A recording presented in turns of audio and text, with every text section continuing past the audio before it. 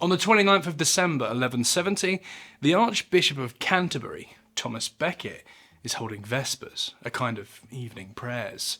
As he holds the service, he turns to the east before chanting the opening blessings. Deus in adjutorium meum intendi. O Lord, come to my assistance. It's an appropriate prayer for the occasion.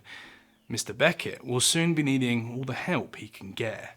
Although to us this 51-year-old man may seem a tad old by the standards of the church, he's a bit of a hotshot, having been made Archbishop, the highest-ranking clergyman in the land, second only to the Roman Pope, when he was just 42 years of age. However, under the rule of King Henry II, not even the prestige of the church is a guarantee of safety, especially for a semi-young firebrand like Becket. A loud rap is heard on the door, thundering through the chamber and bringing the pious chants to a swift halt. Silence. And then from outside a cry is heard. Where is Thomas Becket, traitor to the king and the kingdom? The monks inside jump to their feet and beg Becket to flee or at least bar the doors so the thugs outside can't enter. But Becket remains resolute, flatly telling his followers he won't be moved. In his words, this church shall not be made a fortress. With nothing to impede their path, the men outside burst into the building, 4 in total, all knights, all armed to the teeth. They ask again, where is the traitor Becket? The monks stand in horror, and instead of commotion, there's a brief standoff and silence. And then a voice rings out. Here I am. No traitor, but a priest of God. With that, the knights descend on him, grappling and wrestling with the archbishop between the stone pews and the altar. Once they have their grip, they start to drag him outside of the church, where they can deal with him without violating the sanctity of refuge inside. Knowing their intentions, Becket manages to clasp onto a pillar and holds on for dear life. But it won't save him. These assailants have no intention of leaving a job half done just because it might mean spilling blood in the church. One of the knights, Willem de Tracy, decides to make the first blow, swinging his sword at the archbishop's head, taking off a chunk of his scalp and knocking off his mitre. For one of the monks, named Edward Grimm, the sight is too much to bear, and he intervenes. He'll pay for it. In the flurry of shoving and steel, he receives a deep chop to his arm, almost completely severing his hand from his wrist. The second injury to Becket then comes from another knight, Reginald Fitzurse, who lands a punishing blow directly on Becket's skull. But it's not enough to kill him. Still clinging to the church pillar, Becket mutters his last words. For the name of Jesus and the protection of the church, I am ready to die. With this final utterance, the third strike is launched, this time from a man named Richard de Breton, who lands a crushing blow onto Becket's head, slicing off the top of his skull completely, so that as he falls, his brain is spilled onto the church floor. Edward Grimm, the same monk who almost lost his hand in the scuffle, would go on to record.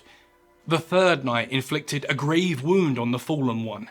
With this blow, he shattered the sword on the stone and his crown, which was large, separated from his head, so that the blood turned white with the brain. Yet no less did the brain turn red from the blood. The last knight, Hugh de Morville, then dipped his sword into Becket's brains as a symbolic participation of this brutal murder. The deed was done, and an archbishop was dead. To say this was shocking would be an almost comical understatement. We often think of medieval people as being desensitized to violence and death. This isn't always true, but even if it was, the murder of a defenceless archbishop, the holiest man in the land, and inside Canterbury Cathedral, the holiest place in the land, it was an outrageous development, the crime of the century perhaps, and something that made the whole affair even worse was that to most onlookers, Henry II and Thomas Becket were the best of friends. So what happened?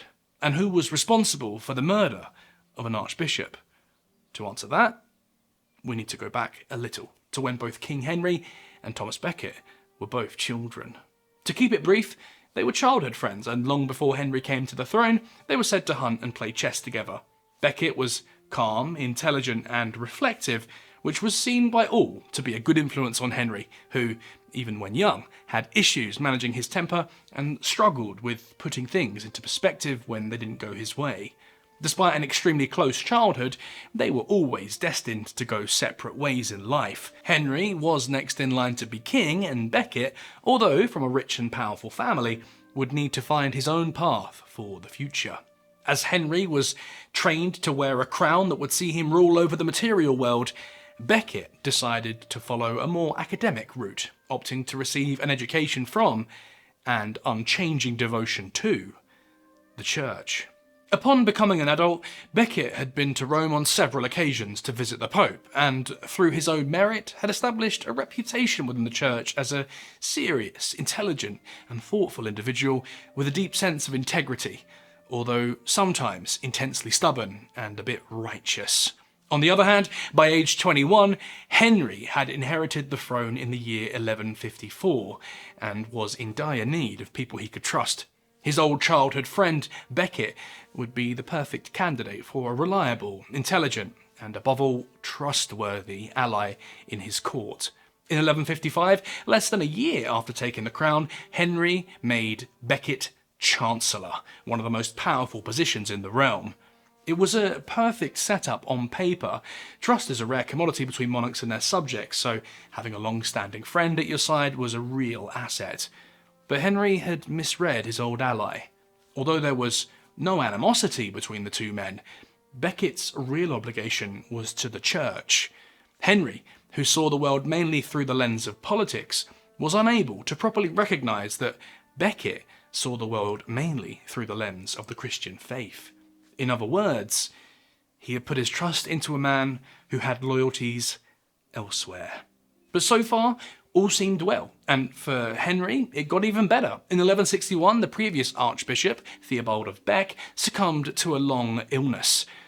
Who better to take the now vacant position than Henry's trusted right-hand man? Through the authority of the king, Becket was made Archbishop, the highest-ranking church member in all England. It was a meteoric rise, and given Becket's religious leanings, it was a job that he revelled in. This whole thing was a win-win. Becket was in a position that he truly loved, and Henry had an ally as Archbishop. You see, it's almost impossible to overstate the importance of the church in medieval Europe, and although both the king and church rely on each other for their power and influence, they can often fall into bitter feuds with one another. Having a friend as Archbishop would mean Henry would never have to worry about getting bogged down into disputes with the church. And since Becket had Henry to thank for being made Archbishop in the first place, he now essentially owed Henry his support should there be any disagreements in the future. But as we said, Becket's loyalties always had been, and were always going to be, to the church, not the crown, even if it was his best friend wearing it. Less than a year after being made Archbishop, though, Becket resigned from the position of Chancellor in 1162. His reasoning was that he couldn't do both positions at once. They were both immense responsibilities, and dividing his attention between both of them would just lead to two jobs being half done. And if he was going to have to choose between the church and the crown, he would choose the church and remain Archbishop.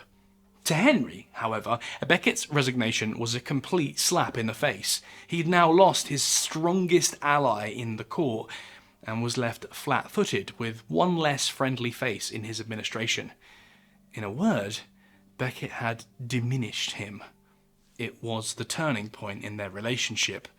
By 1164, however, Henry's attitude towards Becket would go from grumbling disappointment to outright disagreement. See, at the time, England had two courts, the ecclesiastical courts, ruled by the church, and the royal courts, ruled by the king. If a clergyman or a member of the church had broken the law, then they would be tried in an ecclesiastical court, not the king's court. The problem was that these ecclesiastical courts were extremely lenient with their punishments. For instance, in the 1150s, a priest was accused of murdering a layman, but since he was a priest, he was tried in the church courts, and even though he was found guilty of murder, his punishment was penance, which was basically just being forced to pray for a set amount of time. If he'd been tried in the King's Court, it would have been a death penalty offence. And by the way, the reason we don't have this priest's name is because his identity was made anonymous by the church in order to protect his privacy. The church was quite literally letting people get away with murder, and to the average person, it looked like the justice system wasn't working properly, which undermined the king's authority and his right to rule. It was an enormous mess. When Henry proposed that clergymen accused of serious crimes should be tried in the royal courts, Thomas Becket dug in his heels and refused. And since he was the Archbishop of Canterbury, he had the authority and influence to challenge the king over the issue of ecclesiastical justice. This led to what was known as the Constitutions of Clarendon, which would see Henry gain more power over the bishops and reduce the authority of the church in England. As you can imagine, Becket was horrified that a king was trying to meddle in church affairs, and in his characteristically stubborn way, he flat out refused to accept any of the laws that Henry had passed. It's difficult to imagine the sense of betrayal that this must have stirred up for Henry, who had elevated his childhood friend into a position of power, only to have this friend turn against him and flat out refuse to budge on an issue that was, as far as many were concerned, in the interests of the realm and its people. Their relationship completely shattered, and Becket decided that he would be safer if he went to France for a bit and gave the situation time to cool down. But while Becket was in France, Henry had another problem to deal with. For completely unrelated reasons, Henry went into a succession crisis when it came to the subject of who would take the crown after his death. In order to quell the unrest caused by this uncertainty, he needed to coronate his son as junior king, and he needed to do it quickly before the situation spiraled out of control. Henry grabbed a lesser bishop and had him coronate his son, and that solved the succession crisis. Now everybody knew who was going to be next. But it immediately created another problem in its place. See, anointing a king, even a junior king, was the job of the Archbishop of Canterbury, and of course, that title belonged to Thomas Becket. When Becket heard that the king was having his son anointed junior king by a bogus priest, he fell into a rage and started immediately excommunicating any bishop that had been involved in the affair. From the king's perspective, Becket had already betrayed him once on a major issue for the realm, and now he was attacking what support he had left in the church by firing the few remaining priests loyal to Henry. With this move, Henry was now more or less rudderless within his own realm. It was a step too far, and while in a fit of anger, Henry is said to have shouted, "Who will rid me of this turbulent priest?" Whether this was an emotional outburst or a direct order has been debated for centuries. Either way though, these words would effectively sign Becket's death warrant. To four of the men that heard this outburst, Reginald Fitzurse, Hugh de Morville, William de Tracy, and Richard le Breton, this was an obvious plea for help. The story goes that from the moment they heard the king utter these words, they got their gear and rode to Canterbury to confront the Archbishop. They had actually spoken to him earlier that day by confronting him at his house next to the cathedral and requesting that he go to Westminster in order to answer for his actions. Becket, stubborn as ever, flat out refused, at which point the men made their threats and left. It wouldn't be until an hour or two later that his killers would return and storm into the church. Part of the reason that Becket was able to be so strong and resolute during the whole event was that he probably knew what was going to happen, since they had turned up at his house earlier that evening and made their threats. As we all know now, they hacked him to pieces in the cathedral, leaving his brains and blood swirling on the stone floor. Directly after his death, monks and anyone else present would begin preparing his body for burial, dipping cloths in his blood to be preserved as holy relics, and in some cases mixed with drinks and consumed in order to access miracle healings. Within 3 years of his murder, he was made a saint by the Pope and remains a popular martyr. In Chaucer's Canterbury Tales, the destination of their pilgrimage is of course Becket's grave, and the story also went on to inspire T.S. Eliot's play Murder in the Cathedral, and even later, under the reign of Henry VIII, who also had his problems with the church, that Henry destroyed Becket's relics and his shrine. He remains an inspiring, although divisive, figure. Personally, I find it hard to side with Becket on this one, but that might be because I, lowly and sinful as I am, see the world fundamentally through a political lens and not a religious one. The big question in all of this, though, really is, how guilty is Henry II? He did, after all, even if not intentionally, order the death of Thomas Becket. And when you're a king, sometimes your words are as good as deeds, especially when said in the middle of a temper tantrum. I tried to look into the relationship between these four knights and the king, but I couldn't find much. My reasoning was that if they were close to the king, then they would know the difference between a genuine emotional outburst and a coded order to do something that he might later need plausible deniability for having ordered. But if they weren't close to the king, then they might have just been a team of knuckleheads who thought that this was their chance to curry favour with the monarch and establish their reputation as real go-getters. I couldn't find the definitive answer, but what we do know is that each of these four knights paid a really heavy price. All of them lost their lands and titles and were forced into either exile or crusades. They all died outside of England, and they died disgraced. For Henry personally, the loss of his friend seemed to be a real blow. He went into an extended period of mourning, and during Becket's funeral, he had monks following him with whips as he walked to his grave, cracking them across his back in an act of penance for the sin of killing a man of the cloth. Some say that this is just a political gesture, but typically, kings tend to put on a show when they want to demonstrate their power, or their authority, or their goodness, and a king choosing to publicly accept responsibility for and be publicly humiliated and whipped out in the open makes me think he really did feel bad for it and was prepared to diminish his public image in order to properly serve his penance for the death of his old friend Thomas Becket. Either way though, the Pope found him guilty, and just like the four murderers that did the deed for him, Henry II was also excommunicated from the church for the murder of an archbishop. If you enjoyed this video, consider supporting us on Patreon. It really helps. The link is in the description below. A huge shout out to our current supporters, Eleanor, Brishaw76, Decrem, Mo, Laurie, Ian, and Sunny. Cheers!